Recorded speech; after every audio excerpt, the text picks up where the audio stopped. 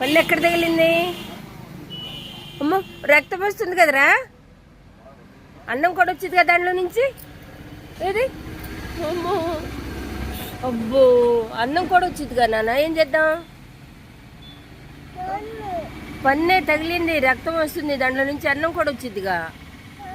అల్లో, అన్నం వచ్చిద్ది, మమ్మీ పెట్టిన పప్పు వచ్చిద్ది, ఉదయం తీసుకెళ్ళే హార్లిక్స్ అది కూడా వచ్చిద్ది నాన్న. ఏం చేద్దాం ఇప్పుడు? ఎవరు? డాక్టర్ దగ్గరికి వెళ్ళాల్సిందేనా? డబ్బులు? డబ్బులు ఎవరు ఇస్తారమ్మా? తాత ఇస్తాడా?